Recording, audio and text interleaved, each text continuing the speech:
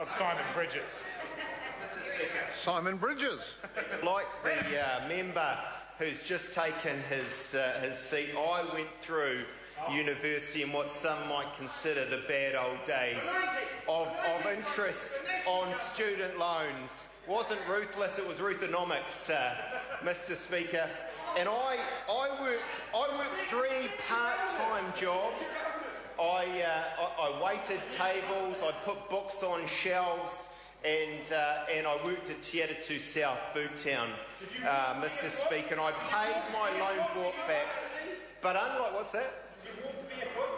I worked over hot coals and broken glass to get to university. I lived in a hut made of stone. But Mr. Speaker, they weren't the bad old days, they were the good old days, because they gave me the moral fibre that I now have.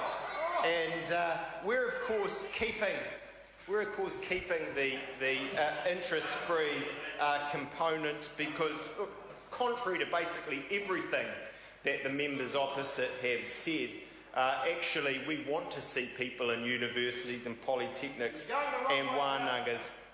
But I've got to say, all that heat and light we just heard from Grant Robertson, this bill proceeded through Select Committee, the Finance and Expenditure Committee, very peacefully, and that's because what we're doing makes sense. It's common sense stuff, and it really is about just putting back a bit more personal responsibility into the student loan regime, so that actually those students of today do have a little bit of moral fibre. And Mr. Speaker, it does 3 things. Let me just canvass them very, very briefly.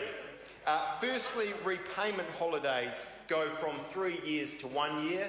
And I think that just emphasises, Mr. Speaker, that a repayment holiday when you're off in London doing whatever you're doing, or New York or Sydney or wherever it may be, is a privilege and not a right. It's not something the tradesman who goes in and buys something from Noel Leeming or anywhere else on HP gets. They don't get a repayment holiday. Now, I think it's right, in fact, that we do have one, but we're shortening it from 3 to 1 year, and I agree with that.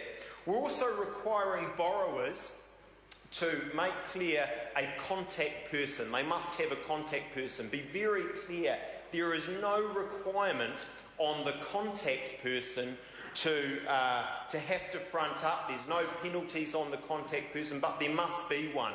And you say, I can understand members say, well, what is the point? Actually, it's quite clear that by having that there, we will see repayments. There is a level of accountability, and we believe that will make a difference. And finally, Mr. Speaker, we're excluding investment and business losses from the calculation of net income of borrowers and assessing student loan repayments, and that just brings an element of consistency here, and it will raise some money.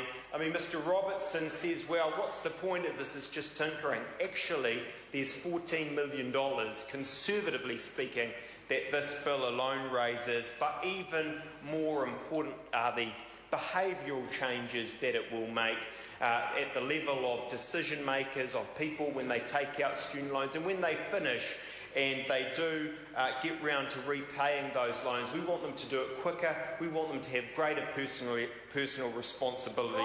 So this is a very good bill that actually members of the committee work cooperatively on, and I'm proud to stand and support it. David Clark. Speaker, I rise following that.